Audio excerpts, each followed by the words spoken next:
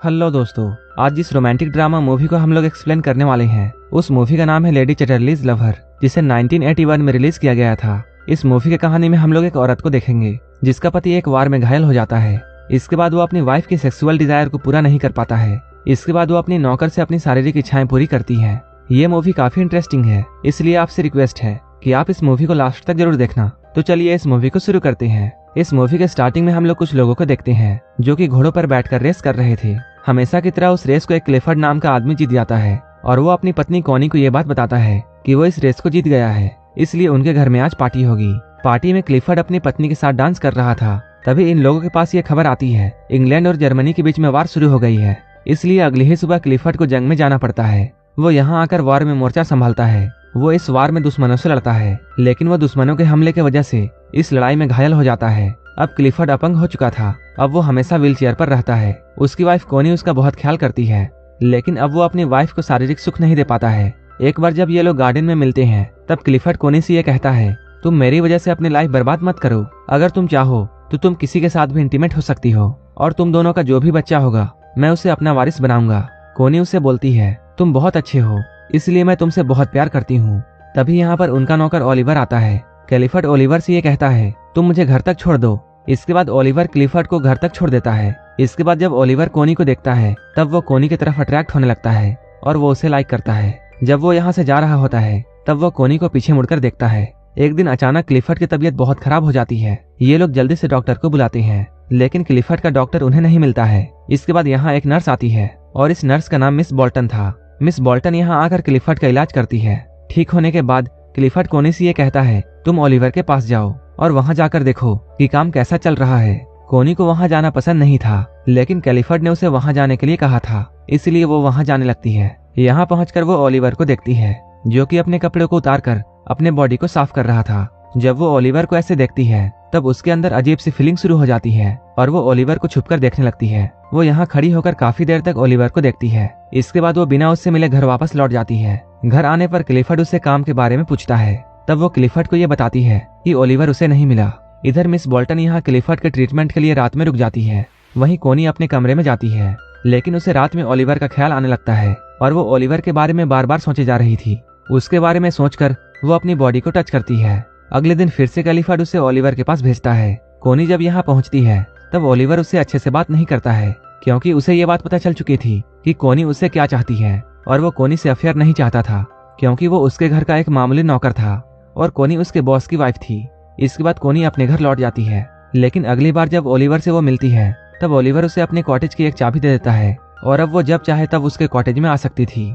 Oliver इनके पंछी और अंडों का ख्याल रखता है, इसलिए अब कोनी जब चाहे तब यहाँ आकर उन पंछियों को देख सकती थी। कोनी अब हर रोज यहाँ आने लगी और वो यहाँ आकर चुपके से ओलिवर को देखती थी। जब वो ओलिवर के पास जाती है तब ओलिवर उसे एक नन्हा सा चूजा दिखाता है, जिस चूजे को देखकर कोनी रोने लगती है, क्योंकि अब तक कोनी का कोई भी बच्चा नहीं था और अब क्लिफर्ड की हालत बहुत बुरी हो चुकी थी, इसलिए कोनी यहाँ रोने लगती है। तब ओलिवर उसके करीब आता है और उसे गले से लगा लेता है। इसके बाद ये दोनों यहीं पर इंटीमेट होते हैं, लेकिन इंटीमेट होने के बाद कोनी को ऐसा करके बहुत बुरा लगता है और वो अंदर ही अंदर गिल्ट फील करने लगती है।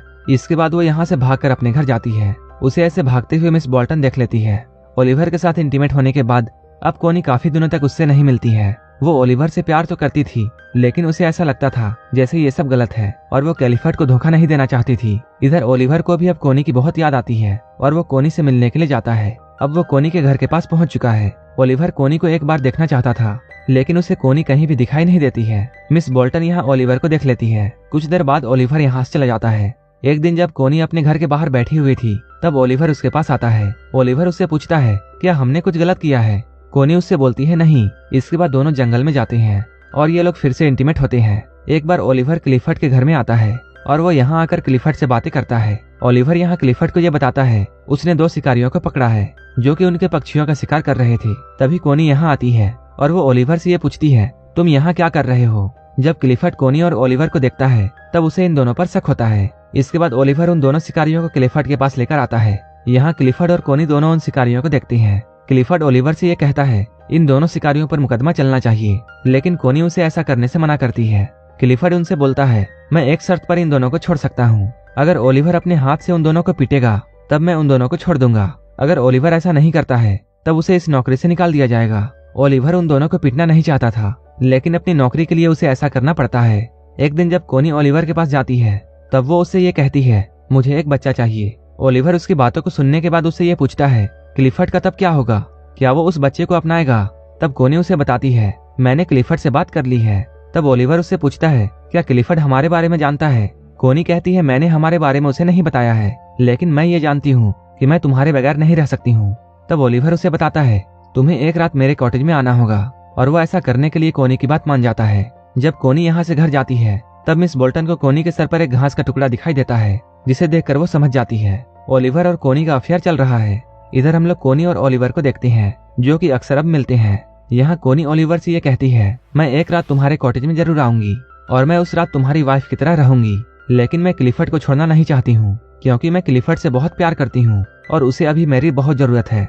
यहाँ ओलिवर उससे ये कहता है, अगर तुम उसे हमारे बारे में बताती हो तब शायद हम दोनों को अलग होना पड़ेगा, क्योंकि मैं एक नौकर हूँ और क्लिफर्ड ये कभी नहीं चाहेगा कि तुम्हारा अफेयर एक नौकर के साथ रहे और एक नौकर का बच्चा उनका वारिस बने। शाम में जब कोनी वापस आ रही होती है तब क्लिफर्ड बाहर से आते हुए कोनी को देख लेता है। कोनी जब घर पहुंचती है तब वो क्लिफर्ड के पास आती है। यहाँ अगर कोनी क्लिफर्ड से ये पूछती है, तुम यहाँ बाहर क्या कर रहे हो? क्लिफर्ड उसे बताता है, मैं सनसेट देखने के लिए यहाँ आया हूँ। अब क्लिफर्ड को कोनी के बारे में पता चल चुका था और वो ये जानता था कोनी और ओलिवर का अफेयर चल रहा है, लेकिन अब वो उन दोनों का इंसल्ट करना चाहता था, इसलिए वो अगली सुबह ओलिवर के पास जाता है। लेकिन ये दोनों यहाँ आकर देखते हैं ओलिवर अपने घर पर नहीं है। इधर ओलिवर खुद ही कोनी से मिलने के लिए उसके घर की तरफ गया है। इसके बाद ओलिवर किसी तरह कोनी से मिलता है और वो उससे ये बोलता है, तुम आज रात मेरे साथ बिताओगी। इधर हम लोग क्लिफर्ड को देखते हैं, जो कि जानबूझकर अपनी बाइक कीचड़ में फंसा देता है और वो कोनी को आवाज लगाता है। कोनी जब उसके बाइक को धक्का दे रही होती है तब वो अपनी बाइक से कोनी पर कीचड़ उछालता है। इसके बाद वो जोर से आवाज लगाकर ओलिवर को बुलाता है और वो ओलिवर के साथ भी ऐसा ही करता है। जब क्लिफर्ड सो जाता है तब कोनी अपने रूम से निकलकर ओलिवर के पास जाती है। इसके बाद ये लोग घपाघप करते हैं। इधर अचानक क्लिफर्ड की नींद टूट जाती है, क्योंकि उसे ऐसा लगा था कि कोनी घर पर नहीं है। इसके बाद वो किसी तरह कोनी के कमरे तक जाता है। वहाँ वो देखता है कोनी अपने कमरे में नहीं है। जब सुबह होती है तब क्लिफर्ड कोनी को घर आते हुए देखता है। यहाँ कोनी क्लिफर्ड से ये कहती है कि तुमने ही मुझसे ये कहा था कि एक आदमी पसंद करो और उसके साथ इंटीमेट होकर मुझे एक वारिस दो, लेकिन क्लिफर्ड उससे ये कहता है, मैंने तो ये कभी नहीं कहा था कि तुम एक नौकर के साथ इंटीमेट हो जाओ। इस बात से क्लिफर्ड को बहुत गुस्सा आता है। इसके बाद क्लिफर्ड कोनी को पेरिस भेजता है और वो ओलिवर को काम से निकाल देता है। इधर पेरिस में जब कोनी अपने सिस्टर के साथ होती है तब उसे ये बात पता चलती है कि वो प्रेग्नेंट है। इसके बाद वो फिर से क्लिफर्ड के पास आती है, लेकिन यहाँ आकर उसे ये जानकारी मिलती है कि क्लिफर्ड ने ओलिवर को काम से निकाल दिया था। इसके बाद वो ओलिवर को ढूंढने के लिए चली जाती है। वो ओलिवर को ढूंढ लेती है और उसे अपनी सारी बात बताती है कि वो उसके बच्चे की माँ बनने वाली है और वो ओलिवर के साथ रहना चाहती है, इसलिए वो क्लिफर्ड को छोड़ देगी। लेकिन ओलिवर उससे ये बोलता है, तुम्हें अपना बच्चा मिल चुका है और तुम्हारे पति को उसका वारिस मिल गया है, इसलिए तुम्हें अब घर जाना चाहिए, क्योंकि मेरे पास अब तुम्हें देने के लिए कुछ भी नहीं है। क्लिफर्ड बहुत अमीर है और तुम उसके साथ एक अच्छी जिंदगी गुजार सकती हो। इसके बाद कोनी उससे ये बोलती है, मैं तुम्हारे साथ तुम्हारे खेतों में काम करके अपनी जिंदगी गुजार लूंगी और अब मैं तुम्हारे साथ ही रहना चाहती हूँ। ओलिवर भी यहाँ कोनी की बात मान जाता है और ये दोनों एक साथ रहने लगते हैं और अब ये लोग एक साथ बहुत खुश हैं और यहीं पर ये मूवी खत्म हो जाती है। अगर आपको ये मूवी अच्छी लगी हो तब एक लाइक जरूर कर देना और ऐसे ही मूवीज के लिए मेरे चैनल को जरूर सब्सक्राइब कर लेना। तो मिलते हैं हमारे नेक्स्ट वीडियो में।